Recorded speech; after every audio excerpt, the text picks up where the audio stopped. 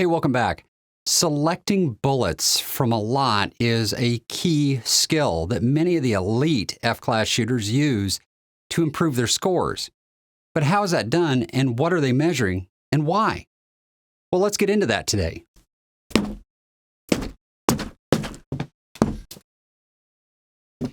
So you find yourself with a new lot of bullets, and you need to know how to sort them appropriately to get the best out of the bullets that you have. And there's many, many ways to measure these bullets to see if they're any good. But which ones are the most effective? Which ones are likely to yield actual positive results in your scores? And which are just fluff and a waste of time?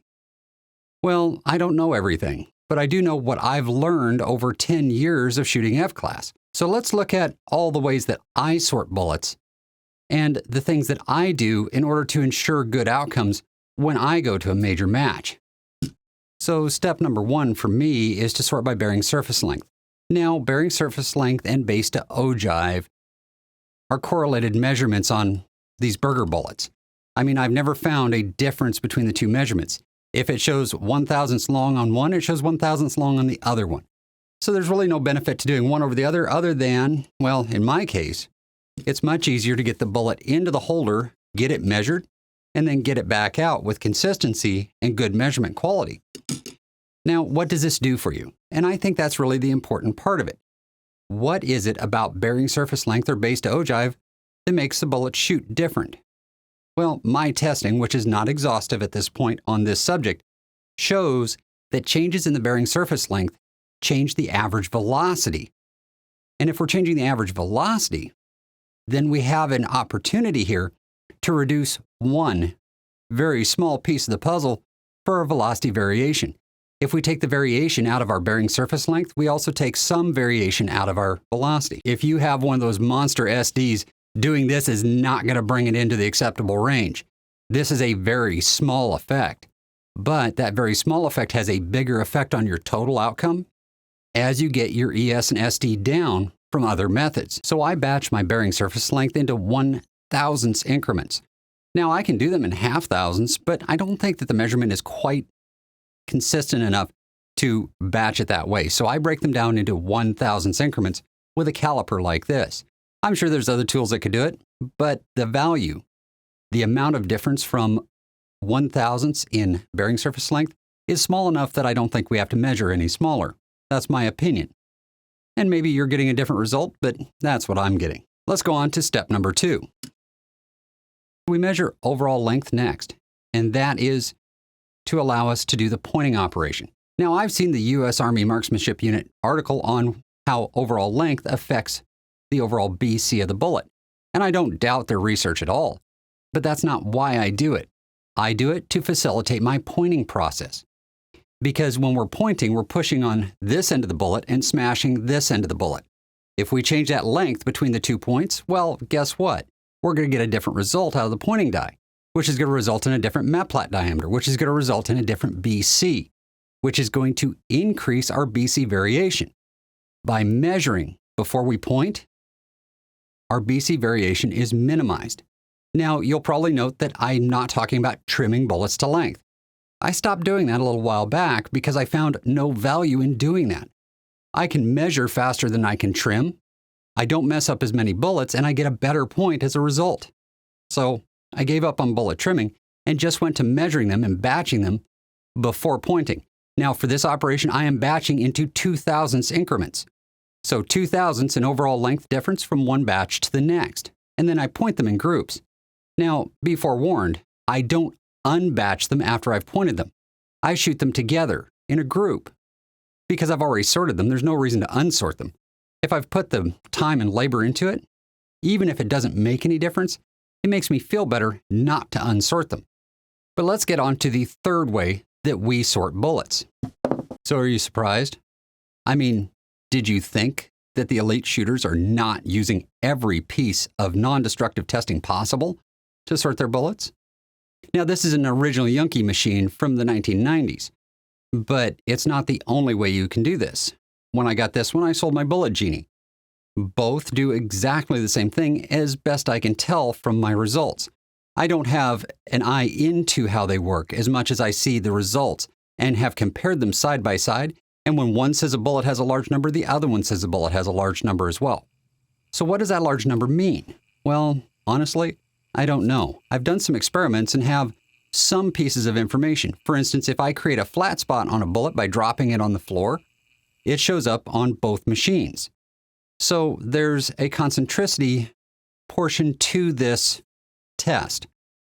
I also think that there's something having to do with the jacket thickness, because I can see things like folds in jackets. When I can see them from external means, I can see them with these machines as well. And then you're probably asking yourself, well, what difference does it make on the target? And my answer to that is, I don't know. I haven't been able to prove the value of these machines, but I already have them, so I use them.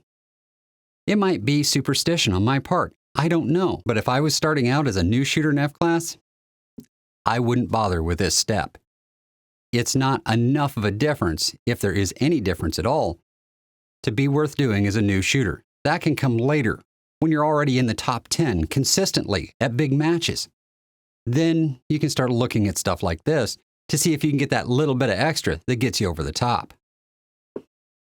So you're probably wondering about weighing bullets, because I've showed you me weighing bullets in the past. Well, let's talk about this for a moment, because you may misunderstand what I'm trying to accomplish. You see, anytime we fire a rifle, there is a fixed amount of energy involved. That is the powder plus the primer's energy that is being expended into the bore to push the bullet forward. Well, for a fixed amount of energy, one can surmise that a lighter bullet is going to go faster than a heavier bullet will. And that is, well, kind of disconcerting if you ask me. Because if I change the weight of the bullet, the velocity is going to change. Well, isn't that going to result in vertical on target? And the answer is not quite that easy. You got to do some science. And sciencey stuff is hard, but Brian Litz has done it for you. Now, I don't advertise for Brian Litz. Brian Litz is not a sponsor. I have never gotten anything for free from Brian. I bought these books for myself, for my own education. And if you look in Applied Ballistics for Long-Range Shooting, this is the second edition. I think there might be a third edition out. It doesn't really matter.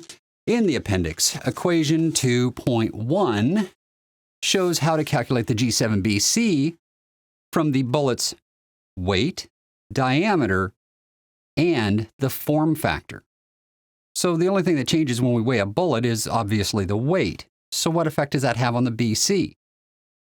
Well, it's pretty simple. Lighter weights have lower BCs, heavier weights have higher BCs, oddly enough. If I take this bullet and I say, hey, it's 1/10 low, what does that do to the BC? Well, it changes it just a little bit. And it's a pretty easy math equation to figure out. You simply take your BC at your full weight, multiply by the new weight, divide by the intended weight, and you have the new BC. It doesn't change it a lot. It's just enough to compensate for the change in velocity in the barrel. At least for 1,000 yards it does. As a matter of fact, the worst case scenario, going plus or minus 0.3 of a grain that I could get, was 1/10 of an inch difference in point of impact when I calculated it all out. In other words, this factor doesn't mean anything for long-range competition, at least not to me. The reason I weigh bullets is only for a sole purpose, and that's when I'm doing testing using a chronograph to decide whether something is valid or not. In that case, I want to make sure that I match the weights of the bullets so I don't get those very slight variations in velocity as a result of bullet weight variations. On a 180 hybrid, I have to change the weight 1 to 2/10 of a grain before it even changes the velocity by 1 foot per second. So the only time that weighing bullets would be of any value is if you had multiple weights of bullets mixed together. But if you measured bearing surface length, you would have found the 184s in this group that are mixed in with the 180s. And you would have found them and removed them from the batch long ago. So we've talked about sorting by bearing surface length or base to ogive, overall length, and eddy current machine. And then, last but not least, whether we should weigh bullets or not. And in the end, a lot of the bullet sorting that is done by F-Weapon competitors is a matter of a compulsion, rather than something that absolutely has to be done to shoot good scores. Because I was shooting really good scores before I ever started sorting bullets. And it has provided some benefit to me, but it is very small and can get lost in the noise in a real hurry. So for an F-open shooter or an FTR shooter or a bench rest shooter, this could be valuable to do. For other sports, other applications, it may not be worth your time. That's up to you to decide what's the right thing for you in your context, in your application. But for me, I'm going to spend about 6 or 8 hours with this stack of bullets to get them all ready for next year. Sometimes I wonder if it was really worth doing after all. All right, guys, until next time, shoot straight, and I'll see you in the next video.